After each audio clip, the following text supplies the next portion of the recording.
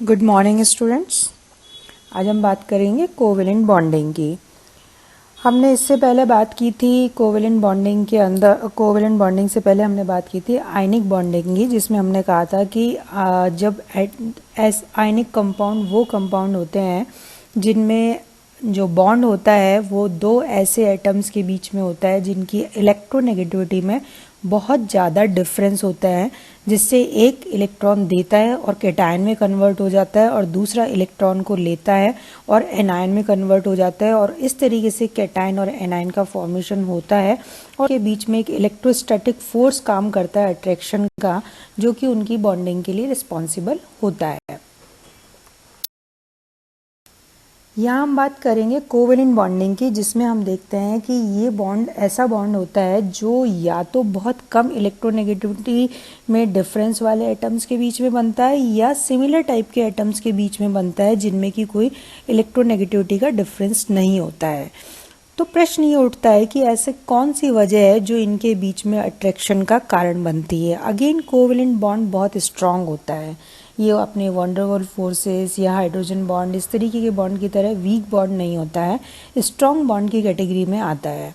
तो ये strong bonding के लिए कौन से फोर्स रिस्पॉन्सिबल होते हैं उसके बारे में हम बात करेंगे। तो कोवेलेंट बॉन्ड के लिए हमने देखा, ये ऑब्जर्व किया गया कि ये बहुत ही स्टेबल कंपाउंड का फॉर्मेशन करते हैं, इनकी वजह से बहुत ही स्टेबल कंपाउंड बनते हैं, लेकिन जो कंपाउंड्स होते हैं उनके अंदर बहुत कम पोलैरिटी होती है या पोलैरिटी नहीं होती है। तो ये पाया गया कि ये इलेक्ट्रॉन्स की शेयरिंग से बनते हैं। ये देखा गया है कि जब भी कोवेलेंट बॉन्ड का फॉर्मेशन होगा तो इलेक्ट्रॉन्स की शेयरिंग होगी, साझा किया जाएगा, और साझा जब भी दो एटम आपस में इलेक्ट्रॉन को शेयर करके और उस शेयर्ड दोनों जितने अनपेयर्ड इलेक्ट्रॉन उनके पास में होते हैं उनकी वो शेयरिंग करते हैं, और दो अनपेयर्ड इलेक्ट्रॉन मिलके पेयर अप होते हैं, और वो पेयर्ड इलेक्ट्रॉन जो होता है वो एक कोवेलेंट बॉन्ड कहलाता है। और ये दोनों ये जो पेयर्ड इलेक्ट्रॉन पेयर होता है ये दोनों एटम्स के बीच में रहता है, जिस पर कि दोनों एटम्स का इक्वली भागीदारी होती है और ये दोनों उसका अपना शेयर रखते हैं। तो इस तरीके से कोवेलेंट बॉन्ड का फॉर्मेशन होता है। जैसे हम बात करें हाइड्रोजन के केस में, हाइड्रोजन मॉलिक्यूल जो है उसके अंदर दोनों हाइड्रोजन के पास में एक एक अनपेयर्ड इलेक्ट्रॉन है, दोनों के पास में अपना आउटर मोस्ट इलेक्ट्रॉन शेल को कंप्लीट करने के लिए एक एक इलेक्ट्रॉन की ज़रूरत है। तो दोनों इन इलेक्ट्रॉन्स को शेयर करेंगे, शेयर्ड इलेक्ट्रॉन दोनों हाइड्रोजन के न्यूक्लियस के बीच में रहेंगे और इस तरीके से वो एक बॉन्ड का फॉर्मेशन करेंगे। दूसरा एग्जाम्पल हम H2O केस में देखते हैं। ऑक्सीजन के पास में दो इलेक्ट्रॉन्स की कमी है, हाइड्रोजन के पास में एक इलेक्ट्रॉन की कमी है, तो दोनों हाइड्रोजन अपने एक एक इलेक्ट्रॉन को शेयर करेंगे ऑक्सीजन के साथ में। इस तरीके से ऑक्सीजन जिसके पास दो अनपेयर्ड इलेक्ट्रॉन है वो दो बॉन्ड का फॉर्मेशन कर रहा है, और हाइड्रोजन जिनके पास में एक इलेक्ट्रॉन है तो वो एक एक इलेक्ट्रॉन को शेयर करके एक एक बॉन्ड का फॉर्मेशन कर रहे हैं। तो यहाँ एक चीज़ हमें ये समझ में आती है कि जितने इलेक्ट्रॉन शेयर किए जाएंगे उतने ही संख्या में बंध का निर्माण होगा, बॉन्ड का फॉर्मेशन होगा। कुछ दूसरे एग्जाम्पल जैसे हम देखें, फ्लोरीन के केस में F2 मॉलिक्यूल का बनना है, दोनों फ्लोरीन एटम है, हम इलेक्ट्रॉनिक कॉन्फ़िगरेशन देखने से पता लगता है कि फ्लोरीन के पास में अपना ऑक्टेट कंप्लीट करने के लिए एक एक इलेक्ट्रॉन कम है, तो ये दोनों एक एक इलेक्ट्रॉन को शेयर करेंगे, एक एक अनपेयर्ड इलेक्ट्रॉन इनके पास में है, इसको ये शेयर करेंगे और शेयर करके F2 मॉलिक्यूल बनाएंगे। यानी कि फ्लोरीन मॉलिक्यूल के अंदर एक बॉन्ड प्रेजेंट होगा। जब एक एक इलेक्ट्रॉन की शेयरिंग होती है तो उसे हम कहते हैं सिंगल बॉन्ड या एकल बंध। अगर एक एटम एक से ज़्यादा इलेक्ट्रॉन को दूसरे एटम के साथ में सिमिलर एटम के साथ में शेयर करता है, यही कहिए कि एक atom more than one electron को शेयर करता है, तो वहाँ पे मल्टीपल बॉन्ड का फॉर्मेशन होता है। अगर दो इलेक्ट्रॉन शेयर किए जाते हैं तो डबल बॉन्ड, तीन इलेक्ट्रॉन शेयर किए जाते हैं तो ट्रिपल बॉन्ड। तो इसको शेयरिंग को हम इस पिक्चर से समझ सकते हैं कि जैसे आप देख लीजिए कि ये एमिली एंड सारा दो फ्रेंड है, दोनों को ठंड लग रही है, एक ही ब्लैंकेट है, तो दोनों उसको शेयर कर लेंगी और ये दोनों साथ रहेंगी क्योंकि ब्लैंकेट को शेयर कर रही हैं। तो ये ब्लैंकेट इनके साथ रहने के लिए जिम्मेदार होगा, या जब तक ब्लैंकेट इनके पास में है ये एक साथ में रहेंगी। तो ये कोवेलेंट बॉन्डिंग का एग्जाम्पल है, इस तरीके से हम इसको समझ सकते हैं। शुरू में कोवेलेंट बॉन्ड को एक्सप्लेन करने के लिए पहले तो हमने ये देखा कि भाई ना इलेक्ट्रॉन की शेयरिंग से बनता है, क्योंकि इसके अंदर कोई इलेक्ट्रोस्टैटिक अट्रैक्शन नहीं होता, बिकॉज ये देखा गया कि ये सिमिलर टाइप के एटम्स या वो एटम्स जिनकी इलेक्ट्रोनेगेटिविटी में बहुत कम डिफरेंस है उनके बीच में ये बॉन्ड बनता है। सबसे पहले एक सिस्टमेटिक कंसेप्ट दी गई जो लिविस के द्वारा दी गई, और ये इलेक्ट्रॉन पेयर कंसेप्ट कहलाता है। इसमें लिविस ने सजेस्ट किया कि कोवेलेंट कंपाउंड्स के अंदर एटम्स जो हैं वो इलेक्ट्रॉन्स की शेयरिंग करते हैं नोबल गैस कॉन्फ़िगरेशन को अचीव करने के लिए। तो जो पहले प्रश्न उठा था कि भाई इलेक्ट्रॉन्स की शेयरिंग क्यों हो रही है, क्योंकि इलेक्ट्रॉन्स की शेयरिंग के बाद दोनों एटम्स को नोबल गैस कॉन्फ़िगरेशन मिल जाता है। A covalent bond is the bond which is formed by the sharing of an electron pair between two atoms. For the formation of covalent bond, each atom contributes as many electrons as the number of bonds. जितने bond बनाता है वो उतने electrons को share करता है, या ये कह लीजिए कि जितने इलेक्ट्रॉन शेयर किए जाते हैं उतनी ही संख्या में बॉन्ड बनते हैं, और इसी के आधार पर हम किसी भी एटम की कोवैलेंसी को डिसाइड करते हैं कि वो कितने बॉन्ड बनाएगा।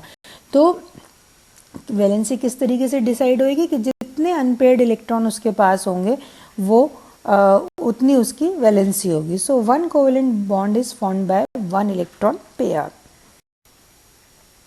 An atom will form as many covalent bonds as the number of electrons required to form a stable noble gas configuration. जैसे H2O में मैंने आपको पहले भी बताया था। कार्बन डाइऑक्साइड के केस में कार्बन जो है वो 2 इलेक्ट्रॉन्स को शेयर कर रहा है, एक ऑक्सीजन के साथ में और दूसरे ऑक्सीजन के साथ में दूसरे 2 इलेक्ट्रॉन को शेयर करता है। इस तरीके से कार्बन के ऊपर 4 डबल बॉन्ड हो जाते हैं। यहाँ हम देखेंगे कि कार्बन अपने 4 इलेक्ट्रॉन को शेयर कर रहा है, तो कार्बन की टेट्रावैलेंसी को बता रहे हैं। ऑक्सीजन 2 इलेक्ट्रॉन को शेयर करता है, वो इसकी डाइवैलेंसी को बता रहे हैं। इसी तरीके से नाइट्रोजन मॉलिक्यूल केस में हम देखते हैं कि नाइट्रोजन N2 मॉलिक्यूल में नाइट्रोजन के पास 3 अनपेयर्ड इलेक्ट्रॉन है जिनको वो शेयर करना है, तो इस तरीके से वो ट्रिपल बॉन्ड का फॉर्मेशन करते हैं।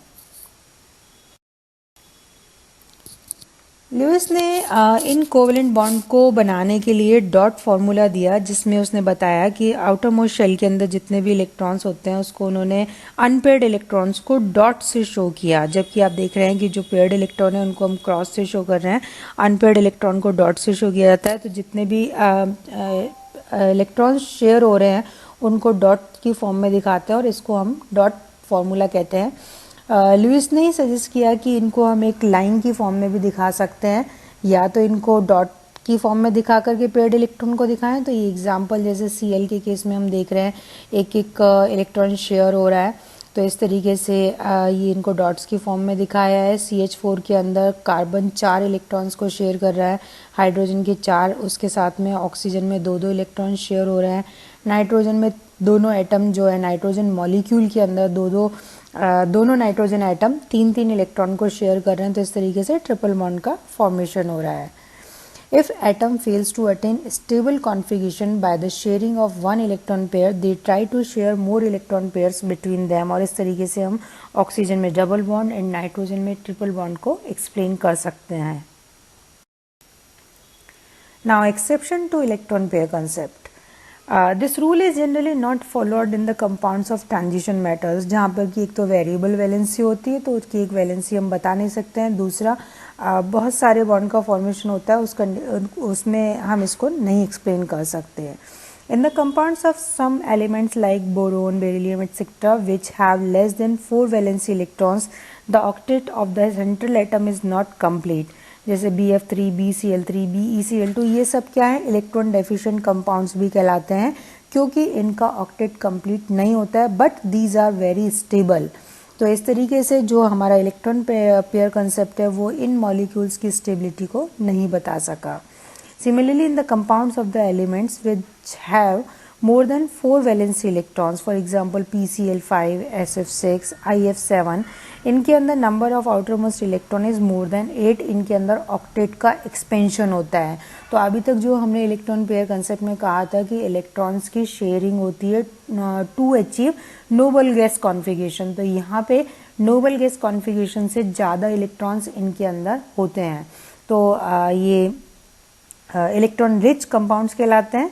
And this theory does not explain the bonding in atoms with odd atomic numbers और with odd number of valency electrons, क्योंकि हमने यहाँ पे कहा कि शेयरिंग होती है इलेक्ट्रॉन्स की, तो जहाँ पे odd number of electrons present है वहाँ उनको ये एक्सप्लेन नहीं करता मॉलिक्यूल्स के अंदर जिनके अंदर ये odd number of electrons present है, या जो पैरामैग्नेटिक मॉलिक्यूल्स है उनके बारे में ये नहीं बताती concept.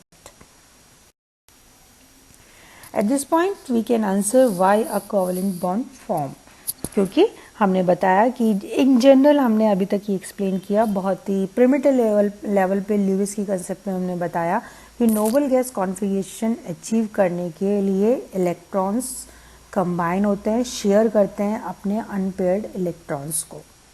So this is all about electron pair concept. Thank you.